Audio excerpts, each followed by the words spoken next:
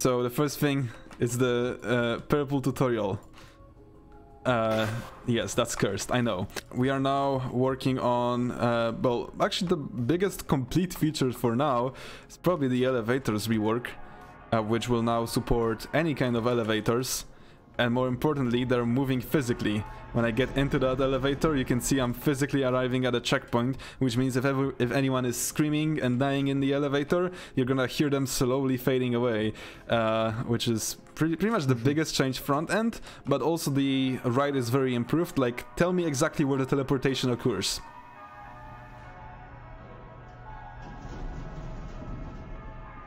It doesn't. It was smooth as hell because there's no teleportation. I mean, there is technically a teleportation, but for most of the ride, it's smoothed as well as possible. And the same thing pretty much applies to anything, like items being thrown. Like, I'm obviously on a server right now, on my own server, so everything is simulated correctly. But you just need to trust me on that everything is simulated just as well on a public server. And I think I could show you one of the videos I recorded on Development General with the cursed elevators, if that's fine. To make this little cursed demo here to show how literally limitless the it's a recording, elevators are after the CCM rework. There's a little door from the entrance zone that I could probably easily remove by some script, but I made it so entrance zone now generates in an elevator, and there is literally entrance zone, well, generated in an elevator, like I just said. Everything is working properly. The intercom is here. I'm pretty sure I can't speak because the voice chat is not re-implemented on the branch, but everything else is working. We have doors that are moving. We have, well, it's pretty much indistinguishable from the proper branch, and there are like actual items spawning in the lockers. As you can see, I can throw new items and stuff like that. And this is a fully functional elevator. I can close it, and right now you can't feel it because how smooth the elevator system is, but I can still move items. I can the elevator travel takes like 10 seconds, but yeah, that is essentially it. And after like 10 seconds in both directions, so it's like 20 seconds in total, I'm not sure actually, we are arriving at light containment zone. We were at heavy containment. Oh, there is obviously some collision happening here, but well, this is how cursed it looks from the third person perspective. This is light containment zone, and you can see the entrance zone, just the entire entrance zone is turning and going back to heavy containment zone over here. Now, isn't that cursed? So yeah, there is that. That's obviously only a showcase of the possibilities. It's not, I'm pretty sure it's just to state the obvious, it's not our plan to have zones generating inside elevators, but what this proves is that we can make pretty much anything with the new elevators. We can put SCP pedestals in them and they're gonna work properly.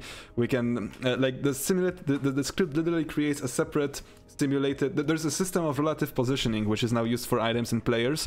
So anyone moving inside the elevator is moving relative to the point in the elevator, which essentially means that anything simulating, anything physics-based is happening within that elevator. A completely separate world is literally simulated in that elevator, and I believe we made a test where we ran 2500 elevators at the same time, and it didn't pose any, well, with actual items floating in them, and it didn't pose any significant performance drops, so we don't have to worry about optimization when it comes to the elevator changes. You don't have to worry about that. Actually, the new elevators are way more optimized because the previous system was just, well, bad. It was written by me, so now this is my redemption.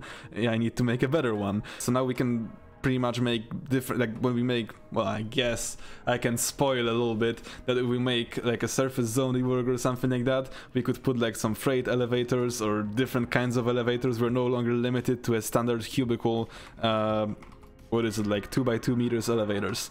Speaking of new stuff, let's see the spectator. Oh, you won't be able to see the spectator because it's not working yet. Okay, well, oh, now it's working. See? This is the kind of thing that you will see here. There is like a little... Oh, I can't scroll it now.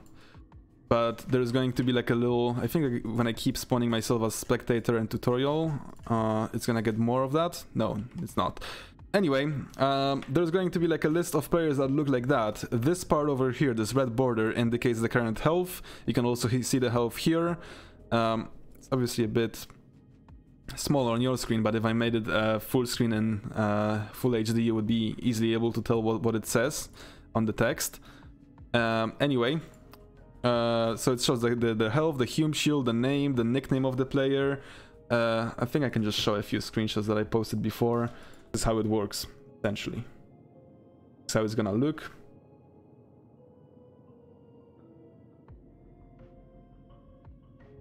That's a cool concept.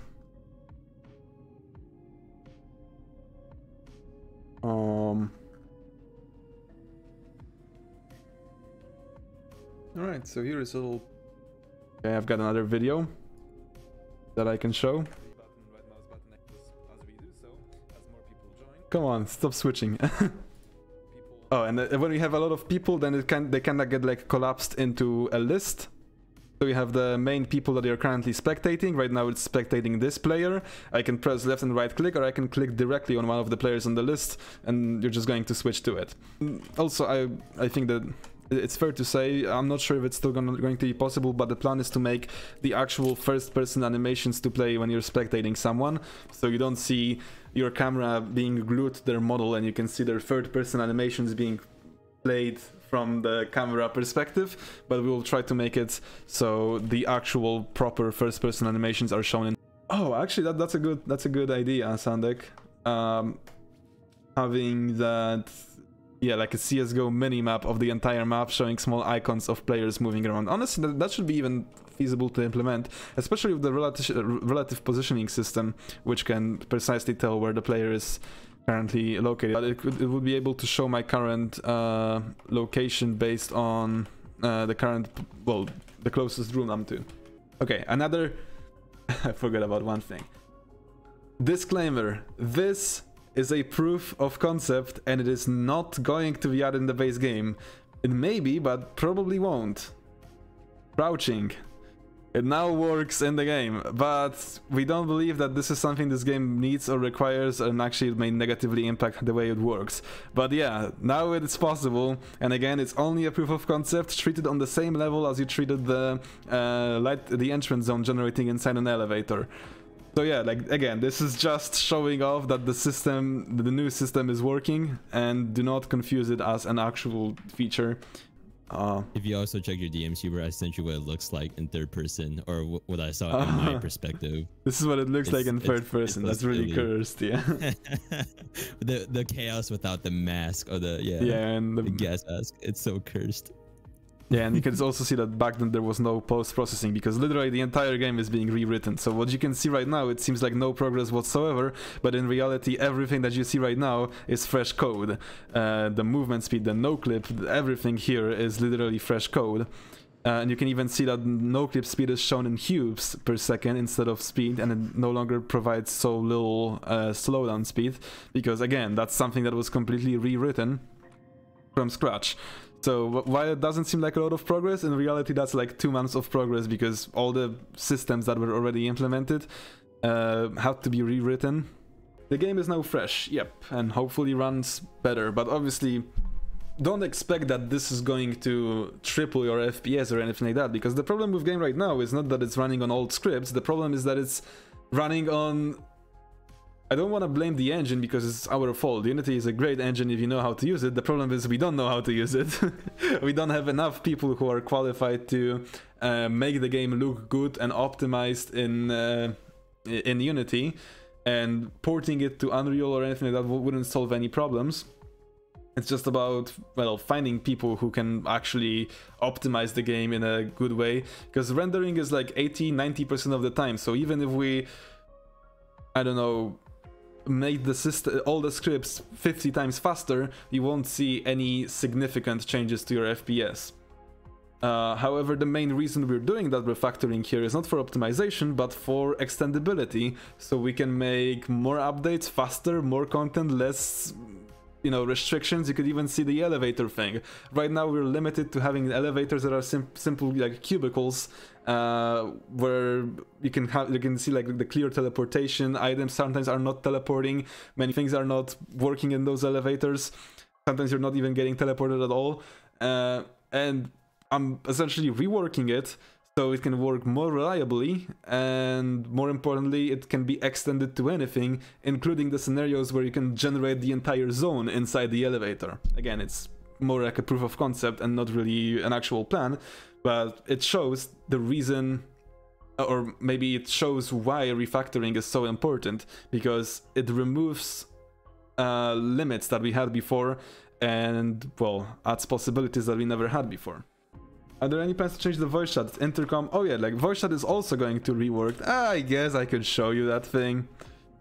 Like it's not really... we really should be finishing that video, but I'm gonna show that anyway. But I'm writing my own voice chat. Right now we're dependent on Dissonance, which is a great tool for Unity, but it's kind of expensive. And if we want to grow on our team, then we need to pay for every person who joins our team their per seat license, and it is kind of difficult to, you know, to maintain, because, you know, it's a big system that isn't really meant for purposes that we have in game. So I'm making my own voice chat based on the Opus codec as well, so it's practically the same thing, except, well, made by ourselves, so we don't have to pay anyone. And alright, it was a good stream, everyone, and I guess see you never. No, seriously though, see you on the page from beta and the public beta pretty soon, and well, I hope you're gonna have a good evening, night, or rest of your day. Bye. Thank you for stopping by.